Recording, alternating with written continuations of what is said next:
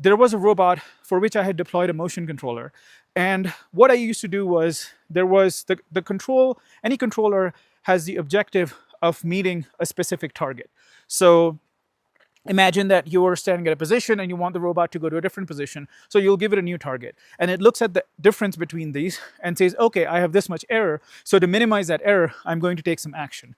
And usually it'll operate a motor. But what happens is, if you just give it a command that you have to cover, say, 100 meters, then it's going to immediately try to give all the current to achieve that as quickly as possible. So we put in some constraints. And what I had observed is that even though the robot was doing the motion that I intended it to do, when it tried to settle, the settling was very slow. So there was like a tail to the settling if I made a plot between velocity and time. And once I understood that, okay, this is the problem, I spec'd out that I would need a trajectory generator. Then the next stage was mocking. So in mocking, I used MATLAB.